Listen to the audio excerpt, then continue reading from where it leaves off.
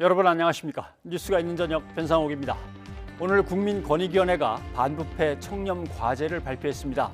핵심은 공직사회의 내부 고발과 공익신고를 활성화해서 투기를 적발하겠다는 겁니다. 그리고 국회가 이해충돌 방지법을 만들든 만들지 않든 공직자 윤리 강령상에 있는 이해충돌 방지가 철저히 지켜지도록 상시 점검하겠다고 약속했습니다. 뉴스가 있는 저녁 오늘 준비한 내용을 안기량 앵커가 소개합니다. 전해주시죠. 예, 오늘의 주요 소식 정리해드립니다. 4.7 재보궐선거 사전투표 첫날 차분한 분위기 속에 투표소 곳곳에 시민들의 발길이 이어졌습니다. 사전투표는 둘째 날인 내일 저녁 6시까지 진행됩니다. 국민의힘 오세훈 서울시장 후보의 내곡동 땅 의혹과 관련해 측량 당시 오 후보를 식당에서 목격했다는 증언과 시장 시절 오 후보에게 사업 내용을 보고했다는 문서가 나왔습니다. 민주당은 오 후보의 거짓말이 드러났다며 당장 사퇴하라고 공세 수위를 높였지만 국민의힘은 사업에 개입하지 않았다는 것이 핵심이라고 반박했습니다. 부산에서는 국민의힘 박형준 후보 측이 지난 2012년 총선 당시 상대 후보의 성추문을 공작했다는 의혹에 대해 민주당이 해명과 사퇴를 요구하고 나섰습니다. 반면 국민의힘은 민주당 김영춘 후보가 지난해 서울 광진구에 소유한 아파트의 전셋값을 14.5% 올린 점을 문제 삼으며 후보 자리에서 물러나야 한다고 주장했습니다. 코로나19 신규 확진자가 사흘 연속 500명대를 기록하고 있습니다. 정부는 4차 대유행 가능성을 경고하며 방역수칙 준수를 거듭 당부했습니다. 경북 구미의 빌라에 홀로 방치돼 숨진 3세 여아 사건의 실마리가 좀처럼 풀리지 않고 있습니다. 판사 출신으로 추리소설 작가이기도 한 도진기 변호사와 함께 사건 내용 살펴보겠습니다. 사전투표 소식입니다. 4.7 보궐선거 사전투표 첫날을 맞아서 투표소에는 서울과 부산 시민들의 발길이 이어졌습니다. 유권자들은 거리 두기로 방역 지침을 지키면서 차분하게 자신의 한 표를 행사했습니다. 한동호 기자입니다.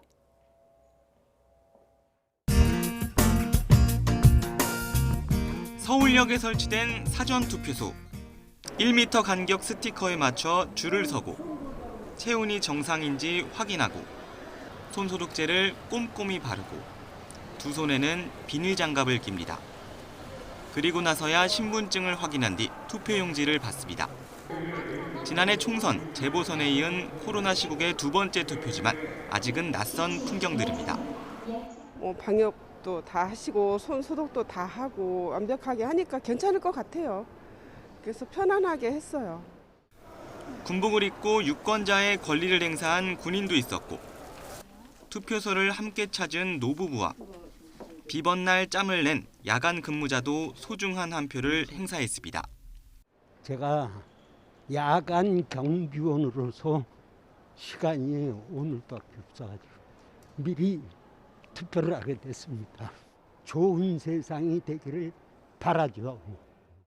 유권자들은 소외계층이나 치열한 경쟁에 치여 사는 젊은 층을 위한 정책을 원한다는 바람과 요즘 정말 저희 젊은 세대들이 많이 힘든 것 같아요. 지금 젊은 친구들이 좀 편하게 살 수 있는 그런 분이 지금 지도자가 됐으면 좋겠다는 생각. 지역 발전을 위해 힘써주길 기대한다는 소망을 투표용지에 함께 담았습니다. 부산이 지역의 발전을 위해서 좀 노력하는 사람이 됐으면 좋겠다는 마음으로 나왔습니다. 재보궐선거 사전투표 첫날, 유권자들은 코로나19 3차 대유행 속에서도 차분하게 한 표를 던졌습니다. 사전투표는 둘째 날도 아침 6시부터 저녁 6시까지 진행됩니다. YTN 한동우입니다. 이번 보궐선거에서 더불어민주당도 국민의힘도 모두 사전투표에 참여해달라고 호소했습니다. 민주당은 정직한 미래, 국민의힘은 정권 심판을 위해 투표에 나서달라며 구애 경쟁에 나섰습니다. 김승환 기자입니다. 4.7 재보궐선거 사전투표 첫날 민주당색 파란 재킷을 입고 일찌감치 투표를 마친 박영선 후보는 이번 재보선을 미래 100년의 좌표를 찍는 선거라고 규정했습니다. 또 부동산 악재로 인한 민심 이반을 의식한 듯 기존 당정 기조와 다른 부동산 정책을 내놓을 것이라고 강조했습니다. 제가 서울시장이 되면 지금과는 확실히 다른 부동산 정책을 펼 것이고요. 많은 변화가 있을 것이다. 민주당 지도부도 국민의힘은 정쟁에만 몰두한다고 평가절하하면서 지지를 호소했습니다. 국민 여러분께서 저희의 부족함을 꾸짖으시더라도 저희의 혁신 노력은 받아주시기를 다시 한번 호소드립니다. 오세훈 후보는 사전투표를 둘째 날로 미루고 현장으로 향했습니다. 여론조사에서 나타난 높은 지지율과 실제 투표는 다르다면서 지지층 결집을 주문했고, 투표로서 나타나는 민심은 완전히 별개 아니겠습니까? 이제 그런 의미에서 많이 불안하고요. 정말 많이 투표장에 나와주시면 좋겠습니다. 김종인 비상대책위원장도 정권 심판론을 전면에 내세우며 대국민 호소문을 발표했습니다. 존경하는 국민 여러분, 분노하신다면 투표해 주십시오. 대한민국을 걱정한다면 투표해 주십시오. 첫날 사전투표에는 유승민 선대위원장과 지원 사격에 나선 국민의당 안철수 대표가 참여해 적극적인 참여로 위선과 무능을 심판해달라고 강조했습니다. 투표 부탁드립니다. 보궐선거인 만큼 첫날 사전투표율은 지난 21대 총선보다는 낮았습니다. 사전투표율을 두고 민주당과 국민의힘 양측 모두 셈법 계산에 분주한 가운데 표심을 얻기 위한 막판 선거운동은 더욱 치열해지고 있습니다. YTN 김승환입니다. 지난해 총선에서 민주당에 투표했던 유권자 3명 가운데 1명은 국민의힘 오세훈 후보로 마음을 돌렸다는 여론조사 결과가 나왔습니다. 반면 미래통합당을 찍었던 유권자 대부분은 그대로 오 후보를 선택하겠다고 밝혀 보수 결집은 더 뚜렷해진 모습을 보였습니다. 최하영 기자입니다. 여론조사 공표 금지 직전 서울에 있는 유권자 1,012명에게 보궐선거 민심을 물은 결과가 나왔습니다. 이번에도 국민의힘 오세훈 후보가 민주당 박영선 후보를 20%포인트 넘게 앞섰습니다. 주목할 부분은 지난해 21대 총선과 비교했을 때입니다. 지난 총선에서 민주당을 찍었던 유권자의 28.8%가 오 후보를 지지한다고 밝혔습니다. 1년 만에 민심이 국민의힘으로 옮겨간 것으로 국민의당 안철수 대표의 중도층 표심도 포함된 것으로 분석됩니다. 반면 지난 총선에서 미래통합당에 투표했던 대부분은 그대로 오 후보를 찍겠다고 밝혀 야권 결집은 더욱 뚜렷해졌습니다. 이딴 여론조사에서 두 후보의 격차가 계속 20%포인트 안팎으로 벌어지는 것도 이런 투표 성향 때문으로 풀이됩니다. 이에 민주당은 당에 실망했더라도 과거로 돌아갈 순 없다며 읍소 전략과 함께 정권 심판론 견제에도 들어갔습니다. 당선 첫날부터 임기 마지막 날까지 시민을 위해 일을 할 사람이냐, 아니면 1년 내내 정권 교체를 위한 정쟁만 할 사람이냐를 뽑는 선택입니다. 반면 국민의힘은 정권 심판을 전면에 앞세워 동요를 개사한 노래까지 소개했습니다. 이번 선거 왜 하니 민주당에 물어봐 성추행 투표장에 왜 가니 심판하러 간단다. 미워도 다시 한 번이냐 아니면 분노의 정권 심판이냐, 민심의 향방은 유권자의 한 표 한 표를 통해 오는 7일 드러날 예정입니다. YTN 최하영입니다. 부산에서는 국민의힘 박형준 후보 측이 지난 2012년 총선 때 상대 후보의 성추문 거짓 증언을 위해서 여성을 매수했다는 의혹을 놓고 공방이 일고 있습니다. 민주당은 박 후보의 해명과 사퇴를 요구했지만 국민의힘은 사실이 아니라며 김영춘 후보의 전셋값 인상 논란으로 반격을 가했습니다. 차상은 기자입니다. 김영춘 더불어민주당 부산시장 후보는 사전투표를 가족과 함께 했습니다. 김 후보는 이번 선거가 대통령이 아닌 부산을 살릴 시장을 뽑는 선거라는 걸 강조하며 각오를 다시 한번 밝혔습니다.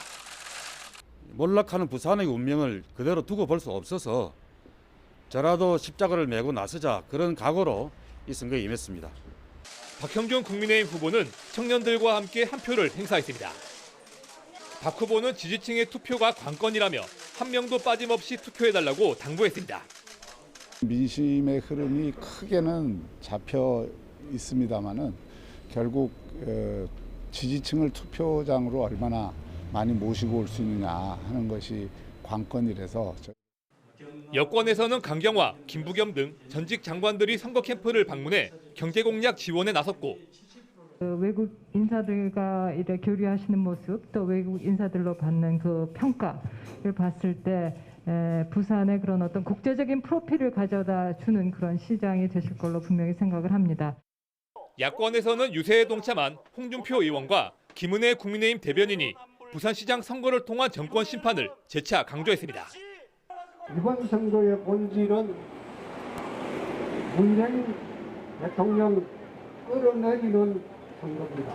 4년 동안 얼마나 나라를 많이 망쳤습니까?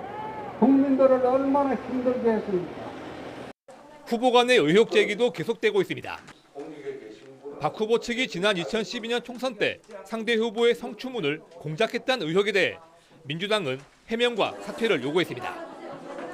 국민의힘은 김 후보가 지난해 3월 서울 광진구에 소유한 아파트 전세값을 14% 넘게 올린 걸 문제 삼으며 후보 자리에서 물러나야 한다고 주장했습니다. YTN 최상훈입니다.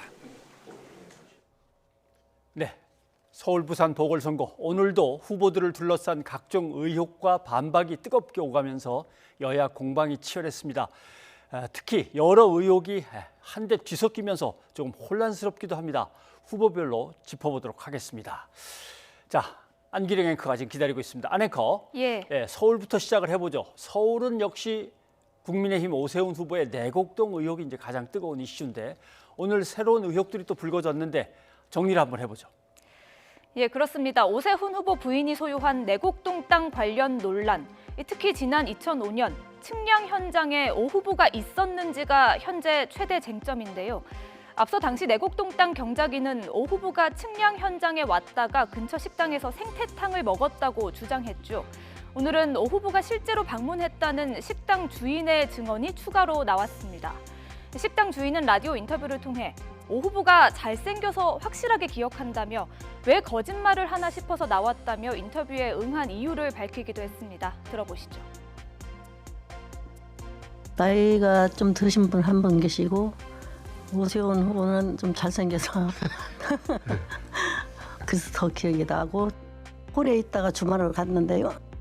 오세훈 의원님을 모시고 왔으니까 잘 좀 부탁한다고. 의원이 아니었는데 나도 그래서 고개를 깎게 못했지.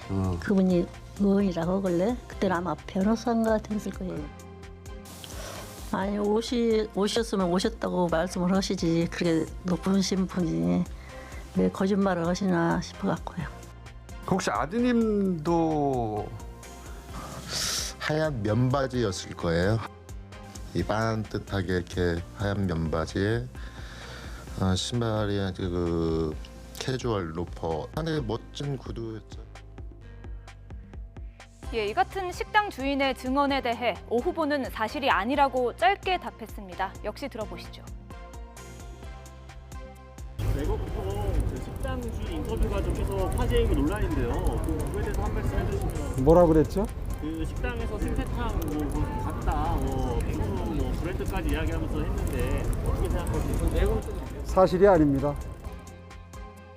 네, 오 후보는 이번 논란에 대해 측량 현장에 갔느냐가 중요한 것이 아니라 자신이 내곡동 개발에 영향력을 행사했느냐 그 여부가 본질이라고 강조했는데요. 그런데 오 후보가 지난 2011년 서울시장 재직 시절 내곡동 땅이 포함된 주택 공급 계획을 직접 발표한 것으로 드러나기도 했습니다. 당시 YTN 화면 보실까요?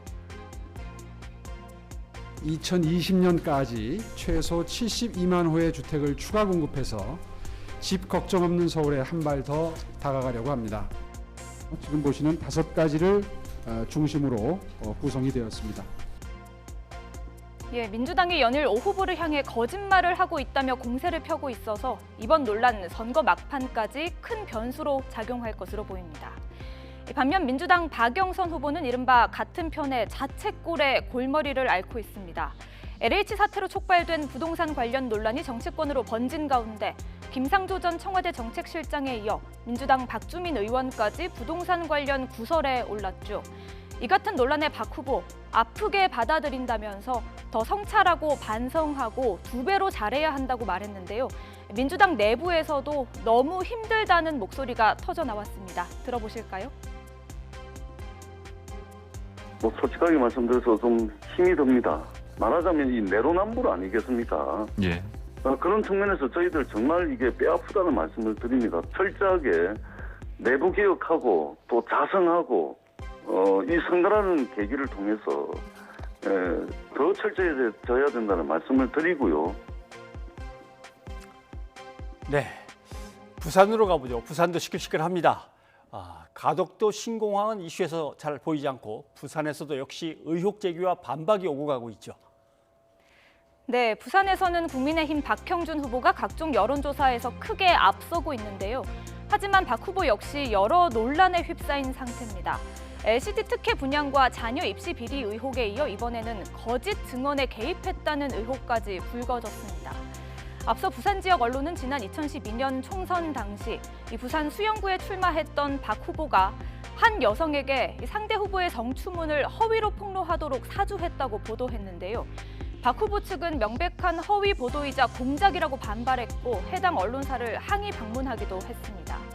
하지만 해당 언론은 추가 보도를 통해 이 여성이 허위 증언의 대가로 박 후보 측으로부터 금품을 받았고 이후 많이 힘들었다며 박 후보에게 사과받고 싶다는 입장을 밝혔다고 전했습니다.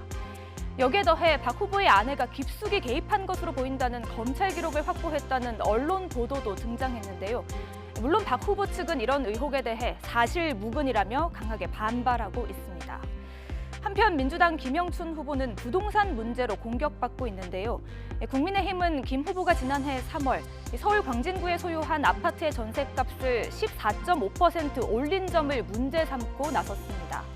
그러면서 당시 민주당이 전세금 인상률이 5%를 넘지 못하게 하는 내용의 총선 공약을 집중 논의하던 시기였다며 전형적인 내로남불이라고 비판했습니다.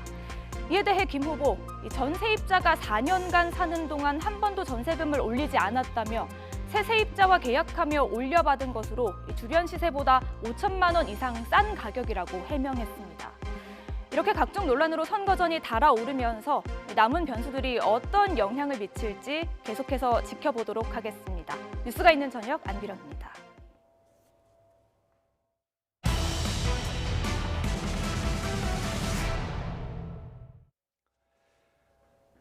네, 오늘부터 4.7 보궐선거의 사전투표가 시작이 됐습니다.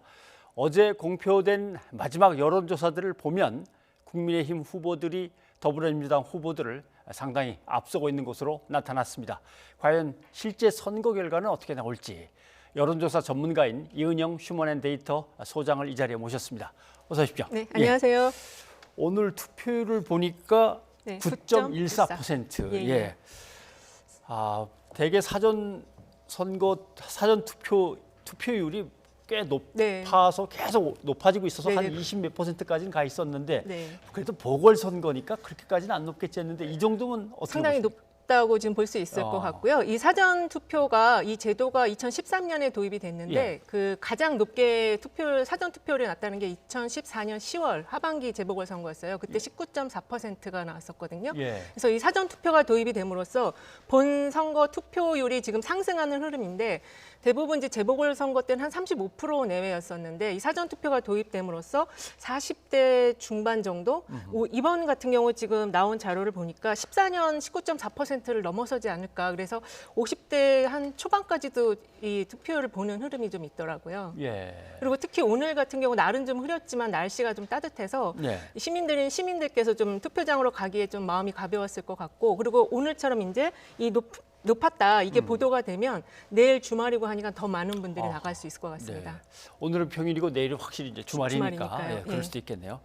그런데 좀 묘한 양상은 두 당이 아주 정면 대결을 벌이면서 다 사전 투표를 독려하니까 대개 사전 투표는 젊은 사람들이 먼저 후다닥 하고서 이제 다음 투표일에 좀 여유를 즐기기 위해서 아무래도 젊은 층의 지지를 많이 받는 민주당이 유리하지 않았나 이렇게 했는데 국민의힘도 어떤 이유인지 자신감을 보이고 있는데요. 이번 그 재보궐선거가 기본적으로는 이제 조직선거라는 건 양측이 다 알고 계시고 특히 말씀하신 것처럼 그 사전 투표율이 높으면은 젊은층과 적극 지지층이 나서기 때문에 그 민주당이나 이제 진보 성향의 정당이 유리할 거라는 게 이제 기본적인 좀 공식이었는데 이번 같은 경우는 부동산과 LH 사태 사태가 있고 예. 그리고 역대 최근 4년 선거 중에서 가장 정부와 여당에 대한 심판론이 좀 높아 있는 상태예요. 그러니까 정부 여당 심판론에 대한 여론조사들을 보면은 50% 초반대가 나오고 있거든요. 그래서 예.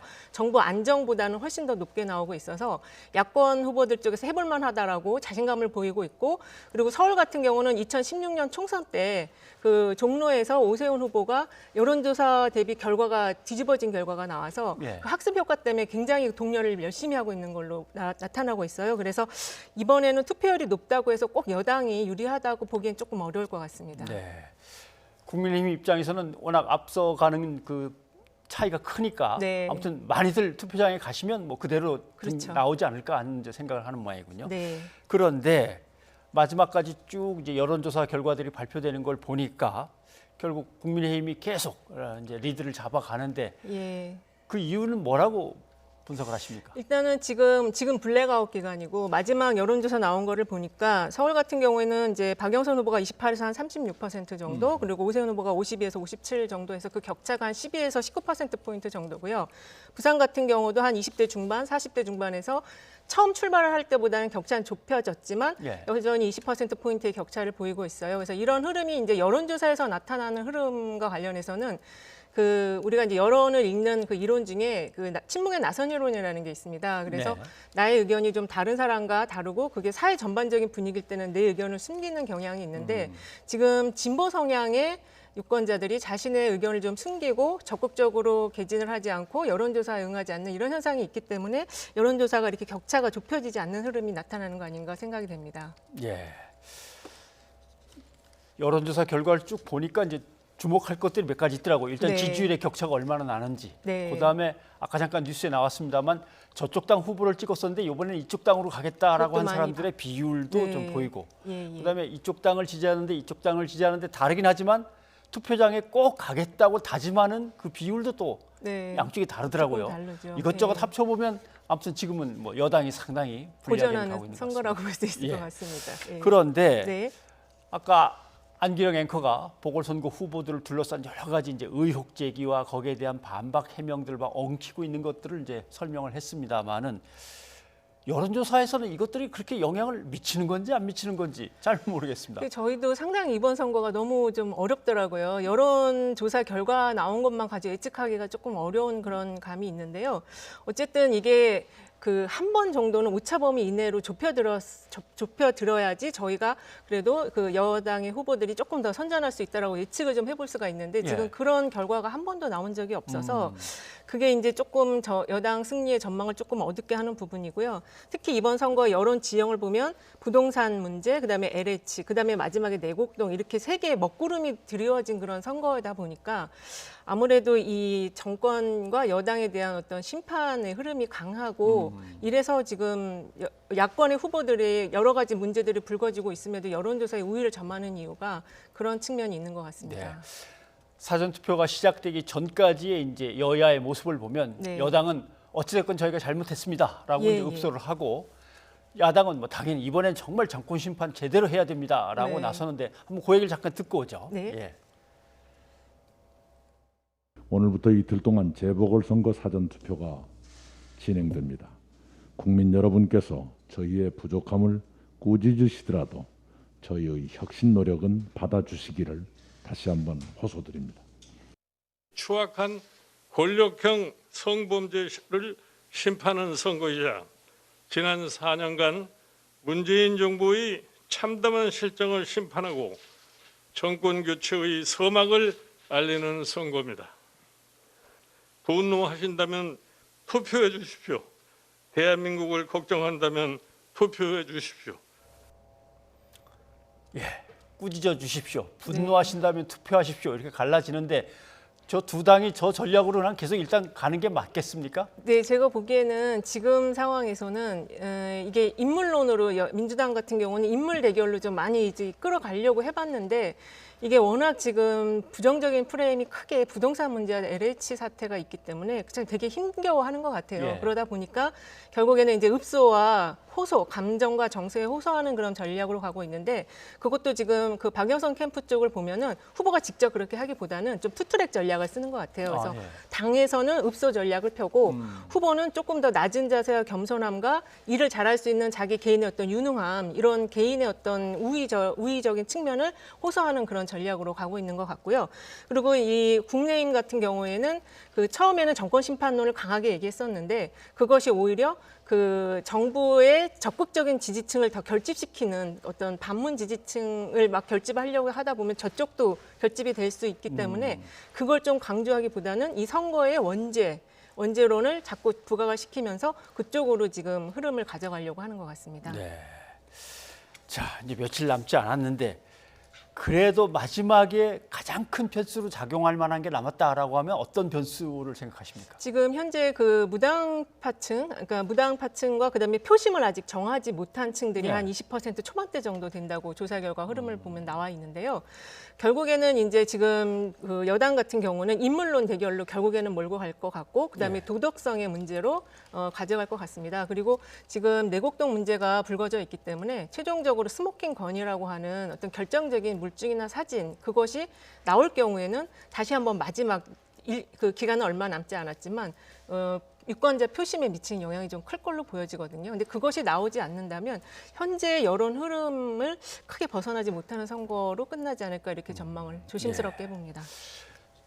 부산은 좀 다릅니다만 서울 같은 경우는 사실은 기초의원들이나 네. 구청장들이 다 민주당 쪽이기 때문에 조직력이 상당히 해서 그렇죠. 마지막에 어떻게 저걸 발휘를 할 수 있을까 지켜는 보는데 네. 조직력 발휘가 뭔가 효과를 내겠습니까? 아무래도 조직력이 결국에는 선거는 조직 싸움이에요. 특히 재보궐선거는 그게 크기 때문에. 근데 이제 그거와 관련해서 이 분위기가 내 다른 사람을 이렇게 투표장으로 데려갈 만큼 작동을 지금 하지 않고 있어서 그 부분에 있어서 굉장히 고심을 많이 하는 것 같아요. 예. 그래서 그 부분에 있어서 뭔가 좀 가점을 주겠다 이런 내용까지 지금 내부적으로 나오고 있는 것 같더라고요. 다음 선거에 이번에 결과를 보고 공천에 반영하겠다 이런 그런 아주 강한 그런 것도 나오고 있는 것 같습니다. 예. 그렇다면 다음 대선에 이번 보궐선거 결과가 어느 정도 이어지면서 영향을 미치겠습니까? 지금 다음 대선까지는 한 9개월 정도가 남았어요. 그래서 그 이번 재보궐선거에서 이제 경우의 수가 두 개 다 민주당이 이기는 경우와 하나만 이기는 경우, 두 개 다 지는 경우 3개가 있는데 다음 대선까지는 9개월이 남았기 때문에 좀 시간이 너무 길고 그 대신 직접적인 대선에 미치는 영향은 좀 직접적으로 미칠 건 작을 것 같고 다만 지금 그 재보궐선거 이후에 바로 당대표 선거와 그 당 내부 리더십 선거들이 있거든요. 근데 그거에는 좀 직접적인 영향을 미칠 것 같고 현재 두 군데 다 질 경우에는 비대위 구성에 대한 이야기가 당내에서 나오지 않을까 그렇게 좀 생각이 됩니다. 네. 서울, 부산이라고 하는 대도시의 보궐선거를 치르면서 민생에 대해서 너무 정쟁이 벌어지지 않고 경쟁이 벌어지지 않았기 때문에 글쎄요, 이번 선거 끝난 다음에 대선 과정에서는 좀 그런 것들이 좀 많이 나와서 좋은 나라 쪽으로 좀 방향을 좀 틀어갔으면 좋겠습니다. 네. 오늘 도움 말씀 고맙습니다. 네, 감사합니다.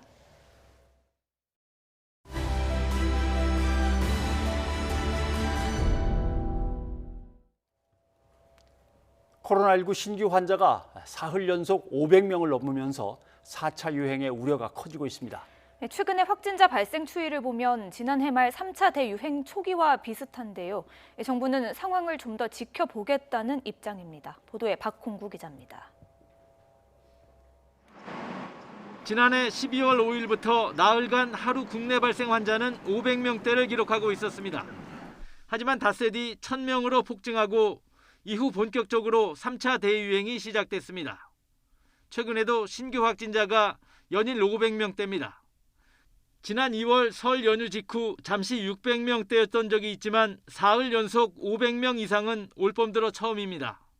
정세균 총리가 4차 대유행 가능성을 언급했습니다. 마치 코로나19가 4차 유행에 초입해서 숨고르기를 하고 있는 것은 아닌지 걱정될 정도로 매우 위태로운 상황입니다.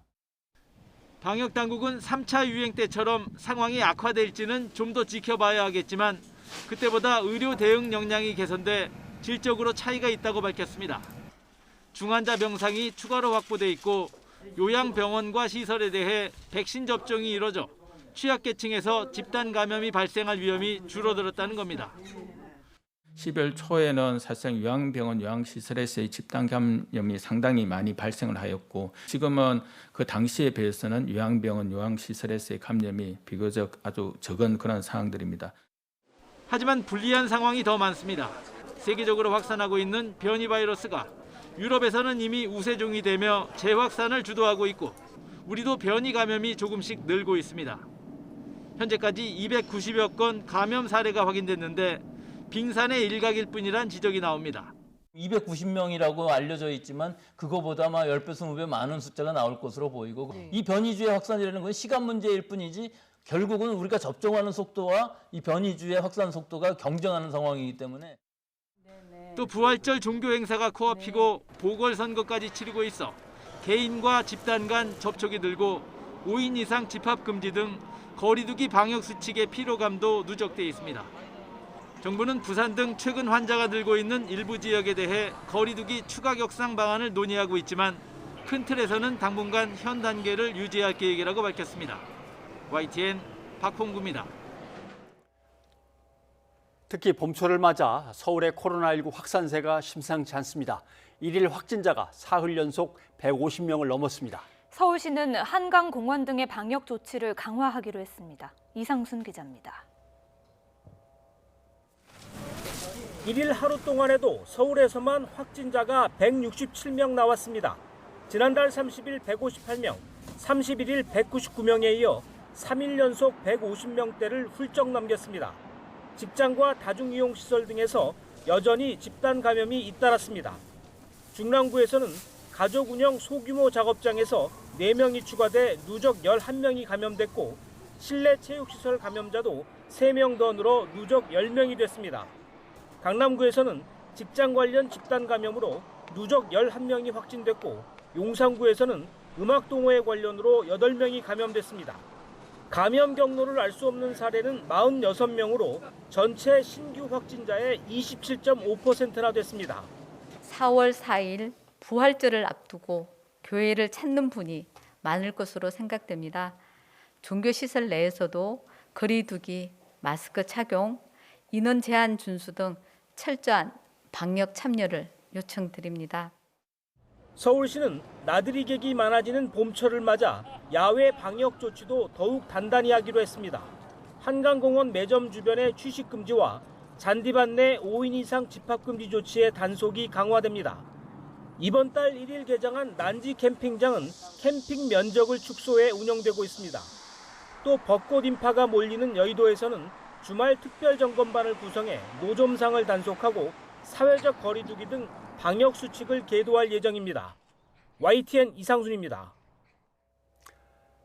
지역별 상황을 살펴보겠습니다. 부산 유흥업소발 연쇄 감염은 다중이용시설까지 번져서 하루 확진자가 60명을 넘었습니다. 경북 경산과 세종시에서도 집단 감염이 발생했습니다. 서성준 기자입니다. 사회적 거리두기가 2단계로 상향된 부산시. 유흥업소를 매개로 한 N차 감염이 걷잡을 수 없을 정도로 커지고 있습니다. 유흥업소와 관련한 확진자가 45명 추가돼 관련 확진자가 200명에 육박합니다. 여기에 확진자가 나오거나 거쳐간 유흥업소가 부산 전역에 걸쳐 100여 곳이 넘습니다. 사하구 목욕탕에서 22명의 추가 확진자가 발생한 것도 유흥업소 관련입니다. 다급해진 부산시는 유흥업소 종사자와 3월 중순 이후 유흥업소를 이용한 사람에 대한 전수검사 행정명령을 내렸습니다. 유흥업소 종사자분들은 4월 8일까지 모두 진단검사를 받고 유흥업소 이용자의 경우에는 진단검사를 고의적으로 지연하여 추가 감염을 전파한 상황이 확인되면 구상권 청구 등 조치를 실시할 예정이오니 경북 경산에서는 주간 노인보호시설에서 발생한 집단 감염이 확산하고 있습니다. 같은 건물에 있는 요양원은 물론 별관의 또 다른 노인보호시설에도 감염의 불씨가 옮겨붙었습니다. 7명이 추가로 양성 판정을 받아 누적 확진자가 30명에 달합니다. 세종시의 한 초등학교에서는 학생 3명이 추가로 코로나19 양성 판정을 받았습니다. 지난달 29일 확진된 스포츠 강사를 시작으로 이 학교와 관련된 확진자는 모두 23명으로 늘었습니다. 전국의 신규 확진자 수가 사흘 연속 500명대를 기록하고 있는 상황. 그동안 잠잠했던 비수도권에서도 집단 감염이 속출하면서 전국적 재확산에 대한 우려가 커지고 있습니다. YTN 성준입니다. 확산세가 꺾이지 않는 가운데 백신 수급 불확실성이 계속돼 정부는 백신 접종 간격을 늘려서 1차 접종자를 최대한 확대하기로 했습니다. 49만 명에 이르는 고3 학생과 교사 등도 이르면 6월 화이자 백신을 맞게 됩니다. 이영환 기자입니다. 정부가 백신 1차 접종자를 최대한 늘려 대규모 재유행을 막기로 했습니다. 실제로 한 차례 백신을 맞은 72만여 명을 분석했더니 접종자 10만 명당 확진자는 8명에 그쳤습니다. 미접종자 10만 명당 확진자 64명보다 훨씬 적은 겁니다. 1회 접종 후 14일이 경과한 시점에서 확인한 백신 효과는 아스트라제네카 백신이 94.1%, 화이자 백신이 100%로 분석이 되었습니다. 접종자를 늘리기 위해 아스트라제네카 1, 2차 접종 간격은 허가 최대 범위인 12주로 진행합니다. 또 잔여량을 줄이는 특수 주사기를 사용하고 당일 예약자가 오지 않으면 예비 명단을 활용해 백신 폐기량을 최소화합니다. 이렇게 아낀 백신으로 고3 학생과 교사 등 최대 49만 명이 이르면 6월부터 추가로 접종받습니다. 대학별 고사와 수능 등 전국 이동에 따른 전파 확산의 위험과 방역 부담 등을 감안해서 접종 대상에 포함하여 화이자 백신의 잔여 물량을 활용하여 접종을 할 예정이며 2분기 대상자 가운데 일부는 접종 시기를 앞당겼습니다. 오는 6월 접종 예정이던 노인, 장애인, 돌봄 종사자는 4월로, 유치원, 어린이집, 초등학교 1, 2학년 교사와 돌봄 인력은 5월로 당겼습니다. 투석 환자와 보건의료인은 6월에서 4월로, 항공승무원은 5월에서 한 달 앞당겨집니다. 정부는 이런 일정에 차질이 없도록 2분기 도입이 확정된 백신 769만여 명분을 신속하게 들여올 방침입니다. YTN 이영훈입니다. 네, 세계 각국이 백신을 구하느라고 경쟁을 심하게 벌이고 있습니다. 우리나라 2분기 백신이 위험하다. 한국이 코너에 물렸다. 코너에 몰렸는지 점검을 한번 해보겠습니다. 우선 1분기를 보겠습니다. 1분기는 우리가 134만 5,500명분을 가지고 일단 지금 접종을 하고 있는 중이고요. 2분기 4월부터 들어올 백신들을 따져보겠습니다. 먼저 아스트라제네카 공동구매 백신, 코백스 공동구매 백신 3월에 34만 5천 명분을 보낸다고 했는데 그렇게는 안 되겠고 4월 중순까지 21만 6천 명분을 보내겠다라고 바뀌었다가 4월 중순에 보내겠다는 게 바로 내일 들어와 버립니다. 이것은 왜 그러냐면은 우리나라 안동에서 만든 다음에 유럽으로 보내서 행정 절차를 마치고 다시 가져오는 건데 그 절차를 서둘러서 일찍 가져오게 된 겁니다. 그 다음 보시죠. 아스트라제네카 백신 공동구매분이 4월, 5월 사이에 70만 5천 명분이 들어와야 되는데 이게 5월로 이제 연기가 되는 게 있고요. 그 다음에 우리가 개별로 주문한 게 있습니다. 그것은 변동 없이 다음 달부터 6월까지 해서 350만 명분이 들어오게 돼 있습니다. 그 다음 또 하나 보죠.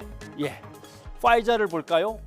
파이자 2분기는 이게 조금 복잡합니다만은 4월, 5월 중에 300만 명분이 들어오기로 돼 있다가 4월, 5월 중에 그 절반 정도만 보내겠다라고 했다가 6월까지 시간을 늘려서 4월, 6월이면은 300만 명분 들어올 수 있겠다라고 약속을 받았습니다.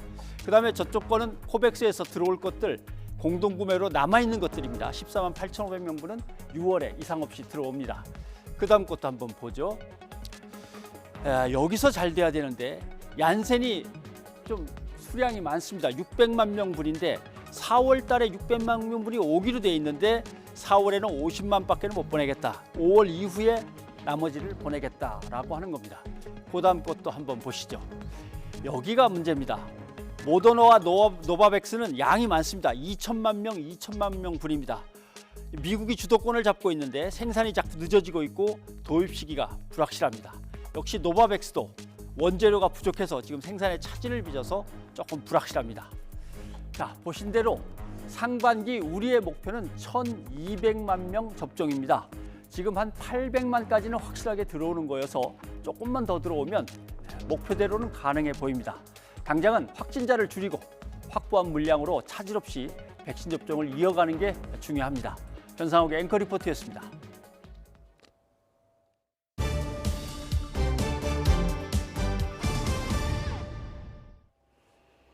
반도체 산업단지 인근에 투기를 한 혐의를 받는 전 경기도청 공무원에 대해 경찰이 구속영장을 신청했습니다. 다른 투기 의혹을 받는 하남시 전직 공무원은 시의원과 유착한 정황도 포착됐습니다. 홍민기 기자입니다. 지난 2018년까지 경기도청 투자진흥과에서 간부급 공무원으로 근무한 A씨. 용인 반도체 클러스터 개발 계획이 발표되기 반년 전 예정지 주변 땅을 사들여 내부 정보를 이용해 투기했다는 의혹을 받습니다. 내부 정보 미리 파악해서 땅 사신 거 아닙니까? 왜 개발 지역이 아니고 그 주변의 땅을 사셨나요? 두 분이 미리 내부 정보를 서로 나누신 겁니까? 앞서 A씨 자택과 사무실을 압수수색하고 소환 조사한 경찰은 A씨에 대해 구속영장을 신청했습니다. 지난달 구속된 포천시 공무원에 이어 공직자 투기 의혹으로 구속영장이 신청된 건 두 번째입니다. A씨가 사들인 용인식당 8필지에 대한 몰수 보전 신청도 법원에 접수됐습니다. 수사가 진행되는 동안 불법으로 사들인 땅을 마음대로 처분 못하도록 하기 위해서입니다. 법과 제도가 허용하는 모든 방법을 강구하여 부당한 이익을 환수토록 하겠습니다. 경기도 하남시청 전직 공무원과 시의원이 유착해 투기에 나선 정황도 드러났습니다. 하남시청 도시건설국장 B씨가 2017년 하남 신도시 예정지를 미리 매입했고 이 가운데 일부를 하남시의회 김은영 의원 어머니에게 판 겁니다. 경찰은 앞서 김 의원의 차명 투기 의혹을 수사하던 중 이런 정황을 포착하고 하남시청과 B씨 자택 등을 압수수색했습니다. 압수한 휴대전화 등을 토대로 하남 신도시 개발 계획을 투기에 이용했는지 김 의원과 투기 정보를 주고받았는지 등을 집중적으로 조사할 예정입니다. YTN 홍민기입니다. 서울 노원구의 한 아파트에서 세 모녀를 살해한 혐의를 받는 피의자에 대해 경찰 조사가 본격 시작됐습니다. 이런 가운데 피의자의 신상을 공개해야 한다는 여론은 커지고 있는데요. 경찰은 신상공개심의위원회 개최 여부를 검토하고 있습니다. 손효정 기자입니다. 경찰이 노원구의 한 아파트에서 세 모녀를 살해한 혐의를 받는 20대 A씨에 대해 체포영장을 집행했습니다. 영장은 일주일 전 발부됐지만 자해로 의식을 잃었던 A씨가 병원 치료를 받으면서 집행이 늦춰졌습니다. 현재 A씨는 치료를 마쳐 퇴원한 상태로 대화를 나누는데 문제가 없는 것으로 전해졌습니다. 퇴원해서 이제 집행에 데려갔습니다. 상태가 어떻게 될지 모르겠지만 최대한 조금 확인해야 될 부분을 좀 최대한 확인하려고 조금 그렇게 생각하고 있습니다. A씨에 대한 조사가 본격적으로 시작되면서 경찰 수사에도 탄력이 붙을 것으로 보입니다. 앞서 경찰은 피해자의 지인을 참고인 신분으로 불러 조사했고 A씨의 주거지를 압수수색해 휴대전화 여러 개를 확보했습니다. 숨진 큰딸이 원치 않는데도 수개월 동안 A씨가 집 근처를 찾아왔다는 주변인 진술이 나오면서 경찰은 스토킹 정황을 파악하고 있습니다. 이런 가운데 A씨의 신상 공개 여부에 관심이 쏠리고 있습니다. A씨의 이름과 얼굴을 공개하라는 여론이 들끓는 상황에서 피의자 조사까지 이뤄진 만큼 경찰은 신상공개위원회 개최 여부를 검토하고 있습니다. 기존에 나왔던 언론 보도 내용이 틀린 건 아니고 우리도 뭐 그렇게 가는 방향이겠거니 하는 거죠. 경찰은 피의자 조사를 토대로 구속영장을 신청하고 필요하다면 현장 검증도 고려할 방침입니다. YTN 손효정입니다. 대전의 한 어린이집에서 21개월 된 아이가 숨진 사건과 관련해 원장의 학대 정황이 추가로 드러났습니다. 경찰은 원장에 대해 구속영장을 신청했습니다. 이상곤 기자입니다. 지난달 30일 대전의 한 어린이집에서 식사 후 잠을 자던 21개월 여자아이가 숨진 채 발견됐습니다. 경찰이 CCTV를 확인한 결과 잠을 재웠던 원장의 학대 의심 정황을 발견했습니다. 원장이 손과 다리로 위력을 가해서 피해 아동을 강압적으로 재우는 모습이 촬영됐다고 밝혔습니다. 또 비슷한 방법으로 다른 원아를 강제로 재우는 장면도 확보했다고 말했습니다. 경찰은 학대 정황이 추가로 확인되자 아동학대 치사 혐의로 어린이집 원장에 대해 구속영장을 신청했습니다. 숨진 아이의 정확한 사망 원인은 아직 나오지 않은 가운데 어린이집 원장은 피의자 조사에서 혐의를 부인한 것으로 전해졌습니다. 경찰은 확보한 CCTV 가운데 촬영이 안 된 날도 있어서 복원 작업과 함께 영상이 없는 경위를 조사할 예정이라고 밝혔습니다. 하지만 추가로 학대를 당한 아이가 얼마나 되는지는 수사 중이라 확인해주기 어렵다고 말했습니다. 경찰은 다른 피해 아동 부모와 교사 등을 불러 추가 조사를 벌이고 있으며 국가수 부검 결과를 토대로 원장의 행위와 아이 사망과의 인과관계를 확인할 계획입니다. YTN 이상곤입니다. 경북 구미의 빌라에 홀로 방치돼 숨진 3살 여아 사건의 실마리가 좀처럼 풀리지 않고 있습니다. 친모는 출산 사실을 여전히 부인하고 있고 바뀐 또 다른 아이의 행방은 오리무중입니다. 수사가 진행되면 과연 궁금증이 풀릴 수 있을까요? 그래서 오늘 이 자리에는 판사 출신이시면서 추리소설 작가이기도 한 도진기 변호사를 이 자리에 모셨습니다.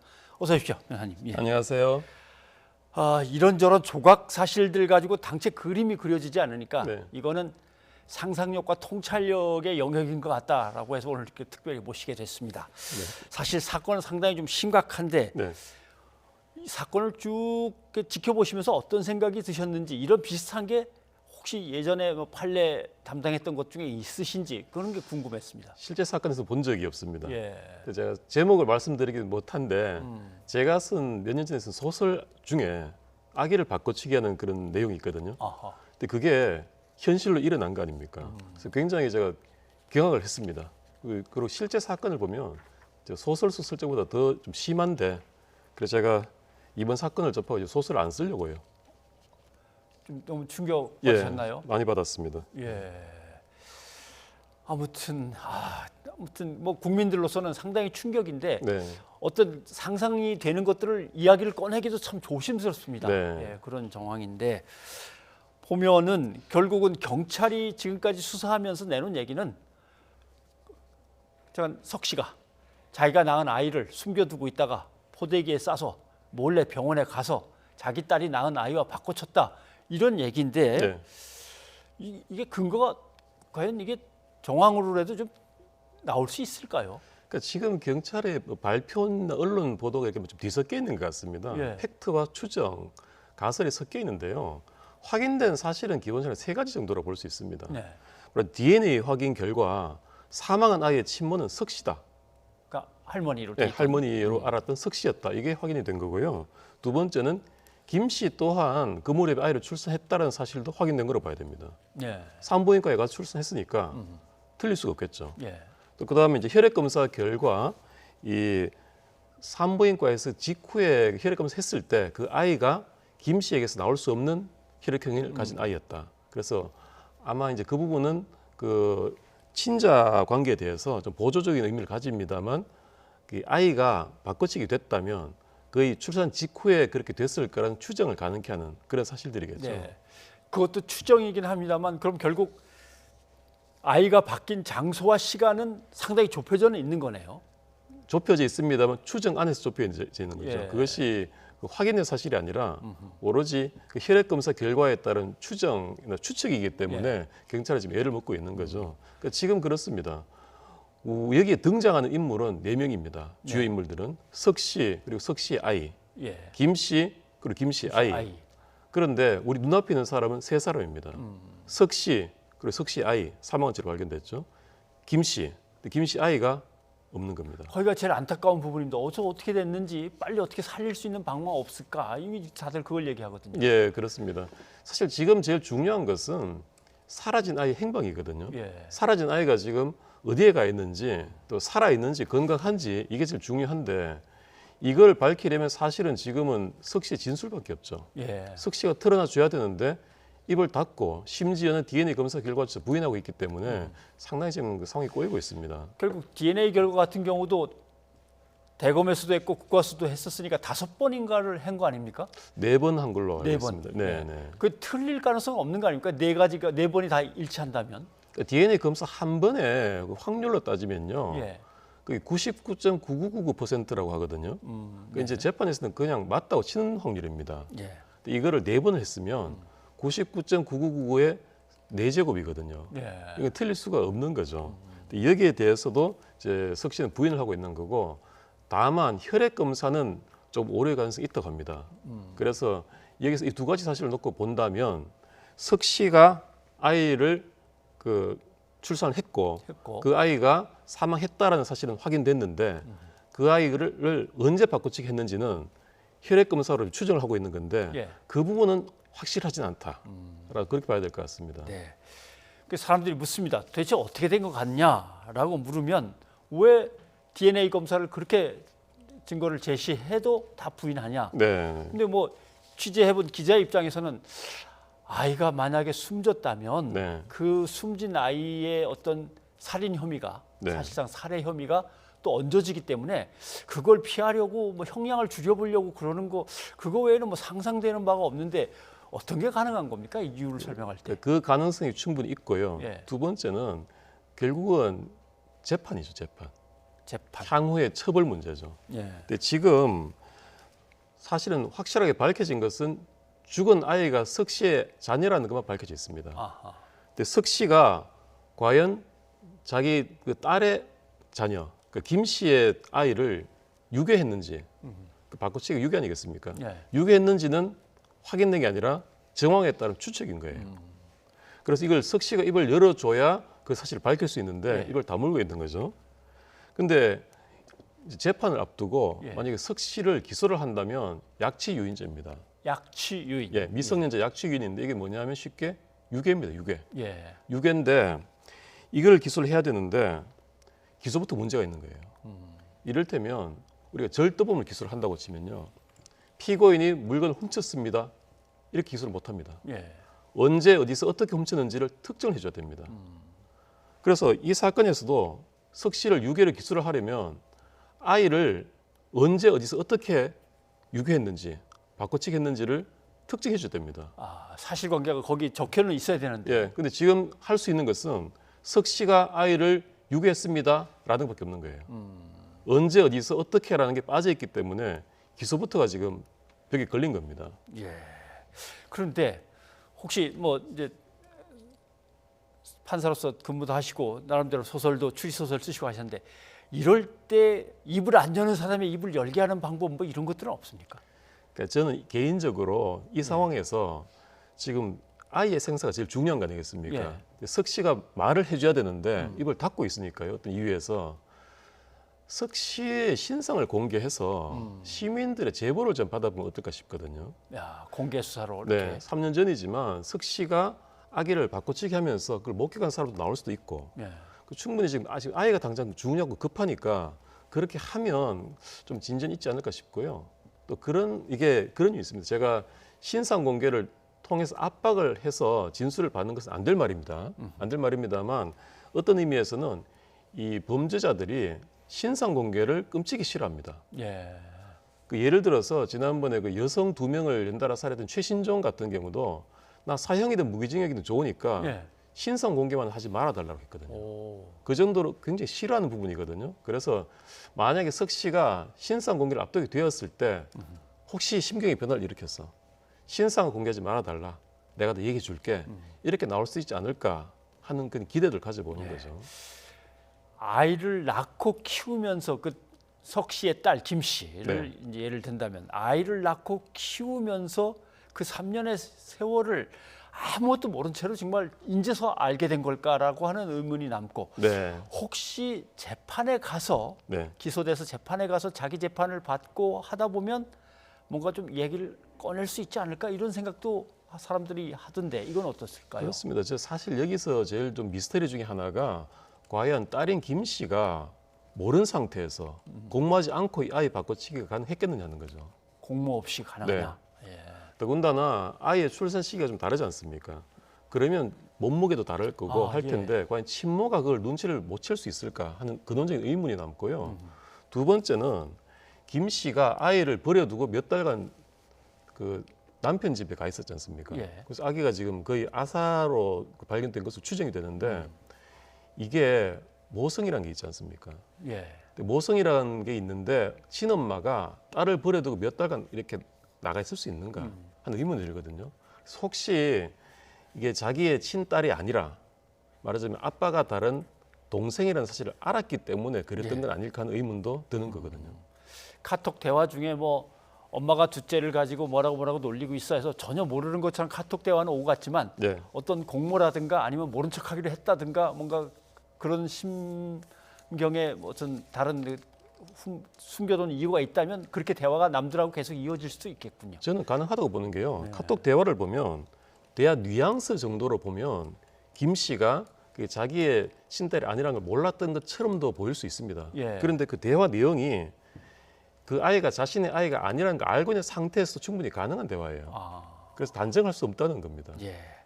자, 그러면 이제 수사 방향은 어떻게 돼야 되는지, 그리고 재판에서는 어떤 식으로 진실에 접근을 해야 되는지 그걸 좀 얘기를 해주시죠. 지금 수사는 결국은 아이의 행방이거든요. 그래서 지금 DNA라는 명확한 검사 결과가 있는데도 불구하고 경찰이 왜 저렇게 원시적으로 석 씨의 입을 열려고 하느냐라고 하는데 사실은 그럴 수밖에 없습니다. 석 씨가 그런 진술을 해줘야지 아이를 찾을 수 있고 기소가 가능한 거예요. 그래서 그렇기 때문에 석 씨도 필사적으로 처벌을 피하기 위해서 입을 닫고 있는 거고요. 예. 결국 이제 그러기 위해서 여러 가지 방법을 동원을 해야 되는데 그 중에 하나로 좀 여러 가지 신상 공개를 통한 그 제보를 받는다든지 이런 것들이 실효성이 있을지 않을까 하는 생각입니다. 예. 알겠습니다. 미궁에 빠져 있기도 하지만 국민들한테 너무 충격을 준 사건이기 때문에 어떤 실체적인 진실이 빨리 밝혀지고 우리 사회가 뭘 잘못하고 있는지도 좀 이 기회에 반성하는 그런 계기가 됐으면 좋겠습니다. 네. 오늘 변호사님 도움 말씀 고맙습니다. 네, 감사합니다.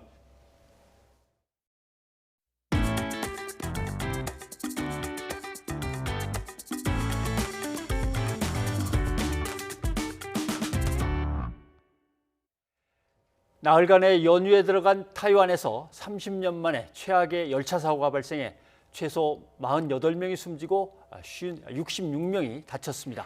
잘못 주차된 공사 차량이 선로로 미끄러져 내려와 열차와 충돌했습니다. 이어진 기자입니다. 현지 시간 오전 9시 반, 타이완 북부 수린에서 타이둥으로 가던 열차가 화롄 북쪽 터널 안에서 선로를 이탈하며 열차 일부가 터널 벽에 부딪혔습니다. 이 사고로 지금까지 200여 명의 승객이 숨지거나 다쳤습니다. 정확한 사고 원인은 아직 조사 중인데 당국은 언덕 위에 있던 공사 차량이 굴러떨어지면서 터널을 통과하던 열차와 충돌해 사고가 난 것으로 추정하고 있습니다. 사고 열차엔 400명 넘는 승객이 타고 있었습니다. 성묘를 가는 청명절과 어린이날이 낀 나흘간의 연휴를 맞아 당시 열차는 만석이었고 입석 승객도 많아 인명피해가 컸습니다. 문이 열리지 않아 승객들은 기차 지붕과 창문을 통해 대피했습니다. 是两旁没有扶手啊，所以一定要爬到那个我是靠走道的，对，靠走道，然后我有被甩到地上去。 피해는 터널 안에 있는 열차 칸이 특히 컸습니다. 施工的厂商有那个类似车斗，那滑落这个撞到我们的这个太古阁的列车，那现在太古阁那个车头也毁了。 차이잉원 총통은 피해 승객과 철도 직원을 구조하고 지원하기 위해 구조대가 총동원됐다며 가슴 아픈 사건을 계기로 안전을 위해 할 수 있는 모든 것을 하겠다고 밝혔습니다. 수전창 행정원장은 재발 방지를 위해 다른 선로도 일제 점검하겠다고 말했습니다. 외신들은 이번 사고를 30명이 숨지고 112명이 다친 1991년의 충돌 사고 이후 타이완 최악의 열차 사고로 보도하고 있습니다. YTN 이어진입니다. 미얀마에서 퇴근길 군경에 총을 맞았던 신한은행 현지인 직원이 끝내 숨졌습니다. 현지 교민들의 불안이 커짐에 따라서 정부가 추가 대책을 고심하고 있습니다. 교민들의 귀국을 위해 미얀마 임시 항공편을 늘리는 한편 여행 경보를 한 단계 올리는 방안도 검토하고 있습니다. 이교준 기자입니다. 외교부는 미얀마에 체류 중인 우리 교민에게 가능한 항공편으로 귀국할 것을 거듭 요청하고 있습니다. 미얀마 군부 쿠데타 이후 지난 2달 동안 귀국한 우리 교민은 아직 400명을 밑돕니다. 미얀마 전체 교민의 약 10%에 불과합니다. 이에 미얀마 당국 항공사와의 협의를 통해 한 주에 한두 차례 운항해온 임시 항공편을 필요시 최대 3회까지 운항하도록 할 방침입니다. 또 현행 3단계의 여행 경보를 한 단계 높이는 방안과 관련해선 현지 교민의 피해를 최소화하는 데 주안점을 두고 고심을 거듭하고 있습니다. 현지 상황을 예의주시하면서 양곤에서 발생한 신한은행 출퇴근 차량 피격 사건으로 교민 불안이 커진 점도 고려하고 있습니다. 미얀마 주재 대사관은 홈페이지를 통해 공장이나 업체에 출퇴근 차량에 대한 검문 검색 시 각별히 주의할 것을 당부했습니다.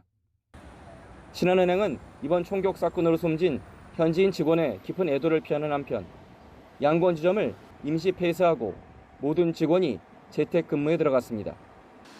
정부는 현지 대사관과 긴밀한 협의 아래 비상연락망 구축과 안전공지 등에 힘을 쏟고 있고 앞으로 상황이 더 나빠질 가능성에 대비해 선제적 대응에 나서기로 했습니다. YTN 이교준입니다. 대통령 직속의 군 사망사고 진상규명위원회가 천안함 전사장병의 사망 원인에 대한 조사 개시 결정을 번복했습니다. 유가족과 생존 장병들이 반발하며 논란이 커지자 각하 결정을 내려 조사 대상에서 제외했습니다. 김문경 기자입니다. 군 사망사고 진상규명위원회가 긴급 회의를 소집했습니다. 천안함 전사장병에 대한 군 사망사고 진상규명위원회의 조사 개시 결정이 적절했는지 다시 살펴보기 위해서입니다. 20분 만에 끝난 회의에서는 지난해 12월 조사 개시 결정을 뒤집었습니다. 규명위는 진정인이 천안함 사고를 목격했거나 목격한 사람에게 그 사실을 직접 전해들은 자에 해당한다고 볼 수 없어 각하 결정을 내렸다고 밝혔습니다. 이번 결정은 천안함 좌초설을 주장해온 진정인인 신상철 전 민군합동조사단위원회 의견보다 당사자인 유가족과 생존 장병들의 의견을 적극 감안했기 때문으로 보입니다. 그 배경에는 유가족과 피해 장병들, 생존 장병들의 뜻이 반영된 걸로. 똑같은 사안을 놓고 정반대의 결론이 나면서 지난해 12월 조사 개시 결정 배경도 관심입니다. 군 사망사고 진상규명위원회는 군대 내 의문사를 바로잡기 위해 만들어진 기관인 만큼 지난해 조사 개시 결정은 천안함 전사가 의문사일 수도 있으니 조사해보자는 취지로 해석될 수 있기 때문입니다. 하지만 당초 결정이 각하되면서 논란도 수그러들 것으로 보입니다. 규명위의 각하 결정에 생존 장병 측은 다행이라면서 재발 방지를 촉구했습니다. 정중히 부탁드리겠습니다. 다시는 이런 일로 천안함 가족들을 고통에 빠뜨리지 말아 주십시오. 청와대는 규명위의 결정에 전혀 관여하지 않았고 문재인 대통령도 서해 수호의 날에 천안함 용사는 호국의 별이며 생존 장병들에 대해서는 위로와 깊은 경의를 표했다고 강조했습니다. YTN 김문경입니다. 시청취자 여러분의 의견 소개해드립니다. 네, 코로나19 확산세 걱정했었는데 2813님, 부활절, 재보궐선거 투표를 앞두고 있고 변이 바이러스도 심각합니다. 더 확산되지 않게 우리 모두 노력합시다 해주셨습니다. 예, 이어서 1789님, 코로나 신규 확진자가 500명 넘습니다. 유럽처럼 완전 봉쇄로 가는 것은 아닌지 걱정됩니다 하셨습니다. 네, 6192님도 언론과 여론조사 또한 중요하지만 정치권이 투표로 나타나는 진정한 민심을 봐주기 바랍니다 하셨습니다. 예, 여기까지 여러분의 의견 소개해드렸습니다. 4월 5일 식목일이 다가오고 있습니다. 그런데 식목일이 너무 늦다는 지적이 계속해서 나오고 있는데요. 국제 숲의 날, 살림의 날도 3월 21일입니다. 네, 나무 심기를 권장하려면 나무 심기 좋은 때보다 훨씬 전에 캠페인을 시작해야 하니까 날짜를 앞당길 이유는 충분한 듯합니다. 저희는 다음 주에 다시 인사드리겠습니다. 여러분 안녕히 계십시오.